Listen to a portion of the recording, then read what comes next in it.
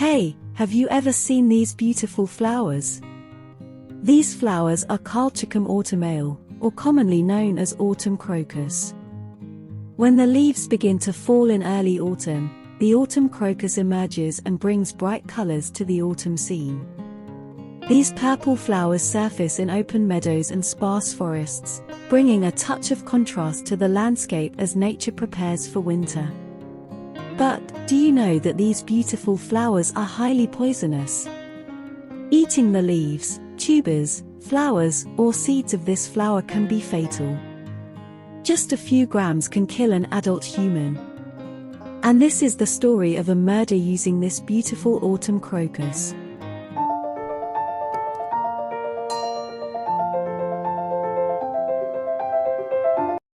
60-year-old Mary Yoder seemed to have a very beautiful life. She met her husband, 68-year-old William or Bill Yoder, in college in 1975. Together, they built and ran a successful business, Chiropractic Family Care, for 28 years. Mary herself was in great health, and made daily efforts to stay that way. On top of their chiropractic business, Mary also ran an in-office vitamin business. She was known and loved in her community, and many people looked up to her as an inspiration to achieve a healthier lifestyle. Mary and Bill had 3 children, Liana, Tamrin, and Adam. Mary loved the summertime as she loved to have her children and grandchildren over and enjoyed doing the garden. She also had a month-long trip planned with Bill to Europe for later in the summer. And so, it was Monday, the 20th of July, 2015. Mary Yoder woke around 6:30 a.m. that morning at her home in Whitesboro, New York, United States. She had work that day. Mary had more than 30 clients scheduled that day and was due to work a 10-hour shift. Bill was not due to work that day. It was around 7:45 a.m. when Mary left for work and she got there just before 8 a.m. There were already patients waiting for her at the office. The receptionist, Caitlin Conley, was also working that day. She had worked with them for a number of years and was now a friend of the family.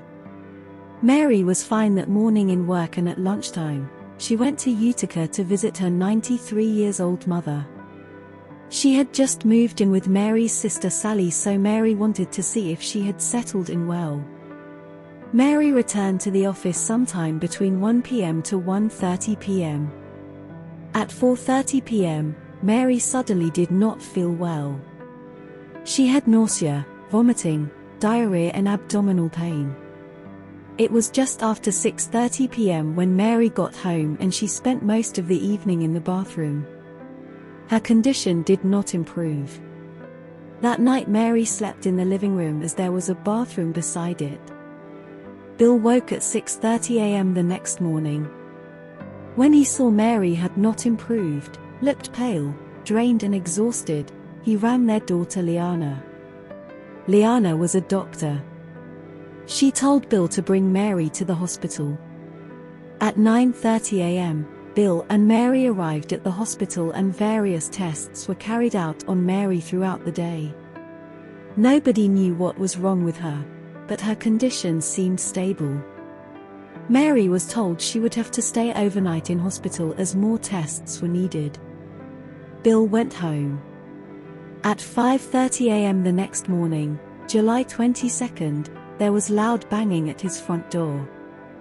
When he opened the door, 2 state troopers told him the hospital were trying to get in touch with him, so he rang them. Mary's condition had deteriorated overnight and she was now in an intensive care unit. Bill discovered that during the night, Mary fell in the hospital room and suffered a cardiac arrest. They had no explanation as to why Mary was getting worse. Throughout the day, Mary went into cardiac arrest 7 times.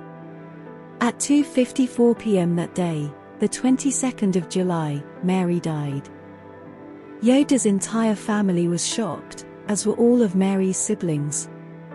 Mary, who was so healthy and fit, suddenly vomited, had diarrhea, suffered multiple heart attacks and finally died. Because Mary died suddenly from an uncertain cause, the hospital performed an autopsy to determine the cause of death. Mary's internal organs were found destroyed. This condition is usually found in people who died due to poisoning. The medical examiner's office determined that Mary died as a result of colchicine toxicity. Colchicine comes from a plant known as autumn crocus and is a highly toxic substance, and in pill form, it is commonly used as a treatment for gout. But if a person ingests a lethal dose, death is normally the outcome, as the toxin is quickly absorbed into the body. As the toxin continues to be absorbed into the body, the major organs start to shut down one by one. It can also cause repeated cardiac arrest and normally results in death. The initial symptoms of colchicine begin to take effect within 2 to 8 hours and can often be between 2 to 4 hours after ingestion. Symptoms are nausea, vomiting, diarrhea and abdominal pain. It basically causes all of your liquids to leave your body. Crocus, the beautiful purple flower, originates from Europe and is thought to have been brought to the United States by Benjamin Franklin, one of the founders and signers of the United States Declaration of Independence. Benjamin Franklin brought crocus flowers and planted them in America because he wanted to treat his gout. The most poisonous type of crocus is the crocus that flowers in autumn, called autumn crocus. All parts of the plant are poisonous, but the most deadly are the flowers and seeds. Crocus was used by Kevin Wilson, a serial killer from England, to kill his victims in the 19th century, and in the 21st century in Utica, New York, Mary Yoder died from poisonous crocus flowers. This occurrence is truly rare. Who would think of poisoning people with colchicine, which comes from crocus flowers? In connection with Mary's unnatural death, Mary's 3 younger siblings contacted the local sheriff's office. They say their sister Mary Yoder died because someone poisoned her and asked the sheriff to investigate. Initially, the sheriff looked at Mary's background to find out whether it was possible for Mary to take colchicine to treat gout. But Mary did not suffer from gout. Or is it possible that Mary used colchicine to commit suicide? This assumption is also unfounded because Mary is known as a positive person and is always enthusiastic. The sheriff then focused his attention on the other party. Who else if not Mary's husband, Bill Yoder?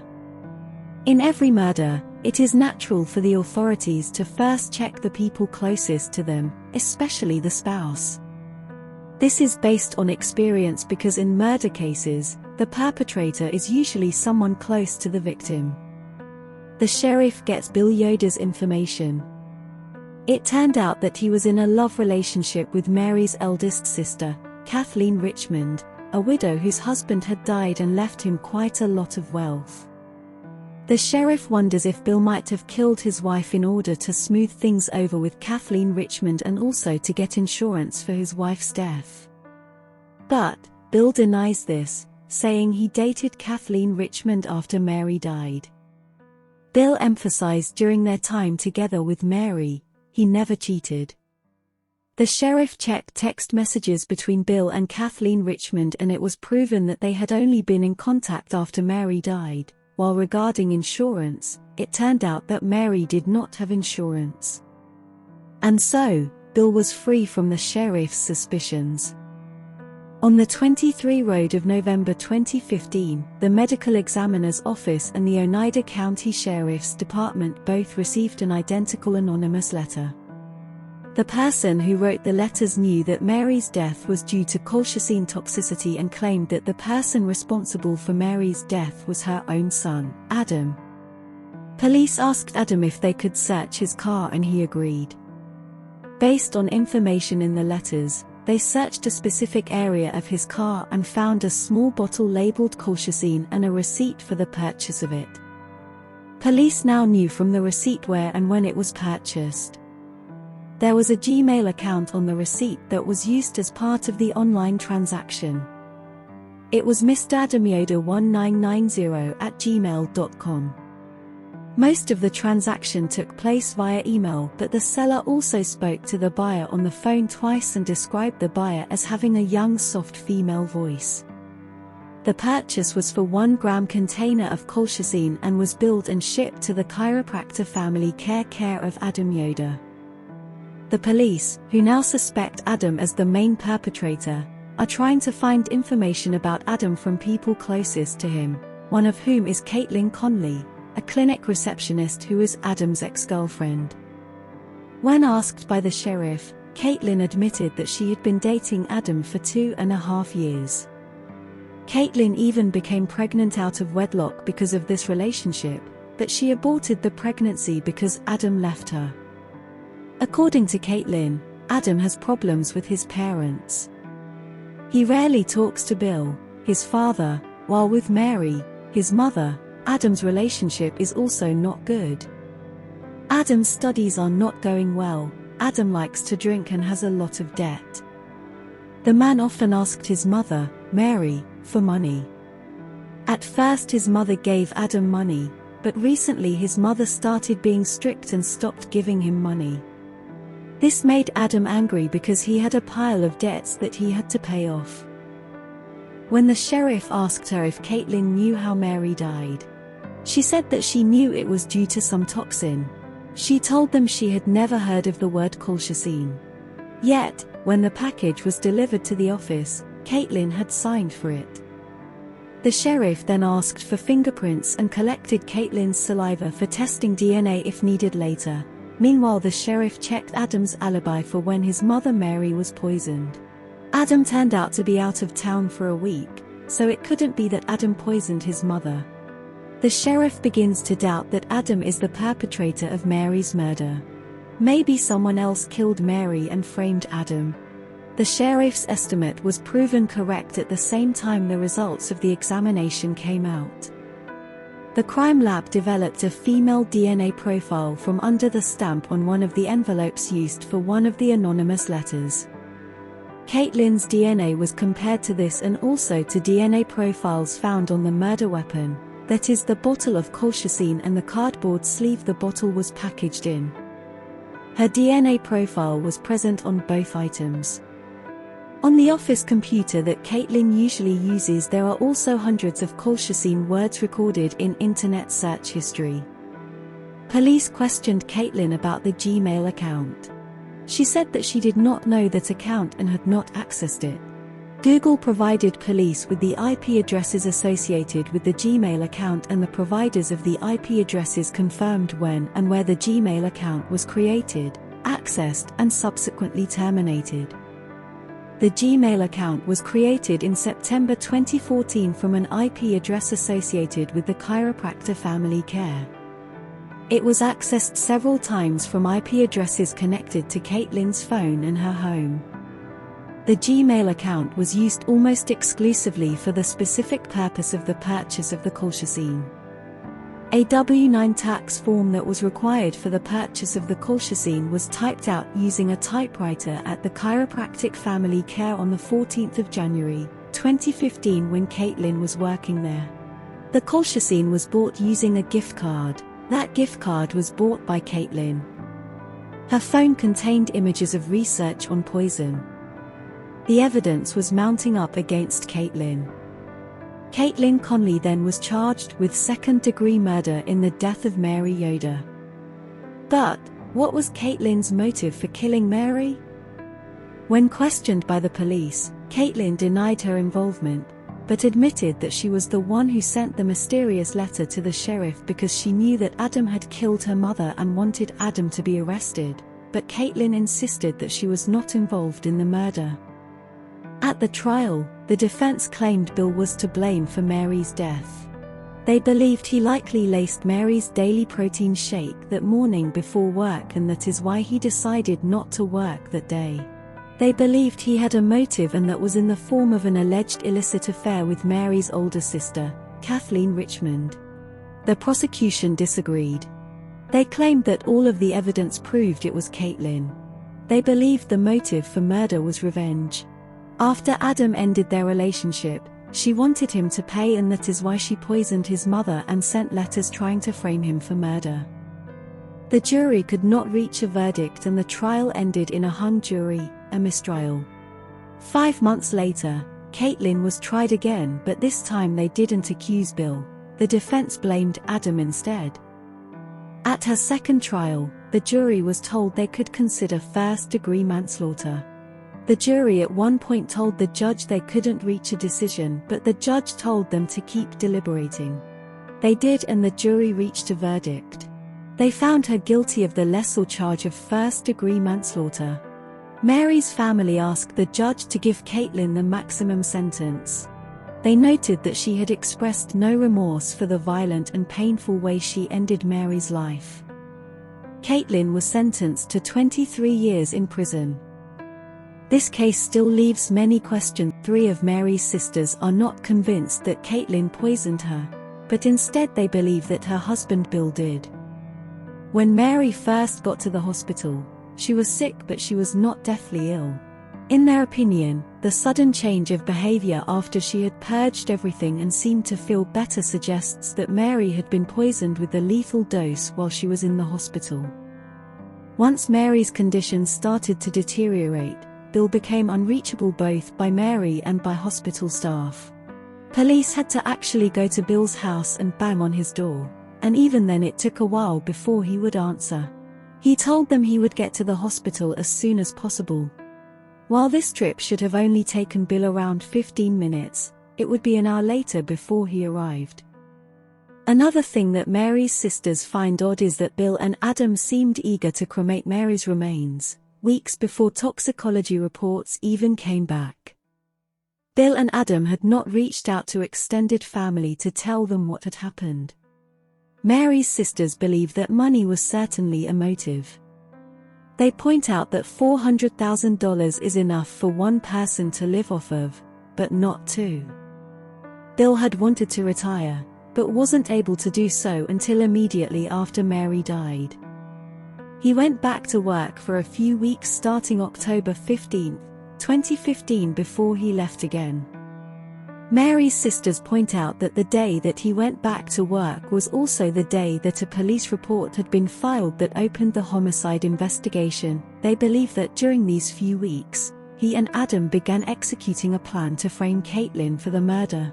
The father and son had a strained relationship and weren't very close prior to Mary's death, but suddenly they were spending a lot of time together, and late into the night.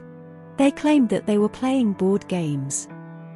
Although the Yoder family found out that Mary had been poisoned on September 17, 2015, a police report was not filed by the family until almost 3 months after her death, when Sharon, one of Mary's sisters, filed one. Her death was officially ruled a homicide and a criminal investigation launched the following day. Although police requested all of Mary's supplements, her daily pill sorter was not surrendered. Upon further investigation, medical reports did not show that Mary had a protein drink the day that she was poisoned. She instead reported that she had a protein bar and grilled chicken for dinner. Bill's testimony contradicted these records, as he claimed that she had a protein drink and nothing for dinner. He even went as far as to say that Mary hated protein bars, which was a red flag to her sisters, because they knew that she ate them frequently. To the dismay of the 3 of Mary's sisters that believe Bill did it, more witnesses claimed that he had an affair with Mary's sister Kathleen prior to her death. To add to the suspicion, Bill was not open with investigators about his relationship with her, and their text messages suggest that there was romance between the 2 before Mary died, addressing each other as honey and sweetheart, and saying things like "I love you" and "missing your arms." As the sisters reflect on the circumstantial evidence used to convict Caitlin, they have found countering evidence that leaves doubt about whether or not she was rightfully convicted. For example, while the prosecution claimed that the email account used to purchase the colchicine was created on a computer that was only used by Caitlin, Adam and Bill had access to the computer at work as well. Bill maintains that he never used that computer, although witnesses have said that they have seen him on that computer in the office. Not only that, but Bill had software on his computer that would allow him to access that specific computer from his own home office computer. Adding even more of a threat to Caitlin's security on her devices, her phone was not password protected. All office employees had to keep their phones in a separate room during their shift, which would have given Bill access to her phone. Adam also frequently used Caitlin's laptop, and they had a shared Apple ID. One key point in why both Caitlin's defense and Mary's sister believe that Bill had something to do with Mary's death is his prior knowledge and usage of colchicine. In the 80s, Bill used agricultural-grade colchicine, the same kind used to poison Mary, to alter weed plants in order to make them grow all-female plants. This would add potency to the herb produced by the plants. Despite having known about this specific drug, during the trial he said that he wasn't aware of it. This seemed highly unlikely given that he is a physician. Despite the prosecution's theory that Caitlin had poisoned Mary's protein drink at the office, all evidence leads to her being poisoned 2 separate times, with levels that were much higher post-mortem than when she had arrived at the hospital. After she stopped getting sick and seemed to be getting better, she made a dramatic turn for the worst with no warning and promptly went into cardiac arrest 7 times. While the sisters believe that the inhaler and cough drops that Bill had taken to her at the hospital were laced with the colchicine, none of it was ever tested by toxicology experts. They speculate that the reason that she was poisoned twice was because Bill was aware that when you die at home, a toxicology report is the first thing done. This leads them to believe that Mary was poisoned once to make her sick enough to need to go to the hospital, and was then given the lethal dose so that she would die there, assuming no autopsy would be performed. Although the family did not request one, it was required due to hospital liability. Like the cough drops and inhaler, goggles and masks found in Adam's car would not be tested for DNA or by toxicology experts. These goggles and masks would have been needed to handle colchicine. These were not the only things that fell through the cracks. Caitlin claimed that she was off work in late 2014 through early 2015, when the colchicine was purchased from her work computer. Although the payroll books would have given her a solid alibi, Bill claimed that it was lost. The letter of intent to buy the poison that was supposedly written by Caitlin referenced biotechnology applications that Bill had used on his weed plants. They believe it is unlikely that Caitlin had much prior knowledge about this, and there were no searches made by her about these topics suggesting that she researched it. In regards to the touch DNA found on the outside of the packaging that the colchicine was in, Caitlin recalls Bill asking her to retrieve any packages addressed to Mary and bring them to him. His reasoning for this was that he had ordered Mary a birthday present and didn't want the surprise to be ruined, although the common sense thing to do would be to just order the gift in his own name. Not only that, but his request was months prior to Mary's birthday. Not having any reason to suspect that she was being set up to be incriminated, she obliged with his strange request. On January 5, 2015, the colchicine was ordered in Mary's name. Despite the prosecution believing that Caitlin murdered Mary either to get back together with Adam, or to get revenge, Caitlin had been in a relationship with someone else for 5 months at the time that Mary died. Caitlin even had evidence to counter these claims, including text messages of Adam begging her to be with him again. These texts, however, were not admitted to trial. Another piece of evidence not admitted was a lie detector test taken by Caitlin, in which she passed. More evidence fell through as a waitress who had initially signed a statement claiming that she saw Bill and Kathleen together in February 2015, prior to Mary's death, had suddenly backed out, claiming she could not remember. While the prosecution painted Caitlin as an evil, vindictive ex-girlfriend, Mary and everybody else thought very highly of her. When Adam was $20,000 in debt, Caitlin had even offered to pay his debt so long as he paid her back, that way he could avoid paying interest. It seemed that she cared greatly about Adam, and his family even post-breakup.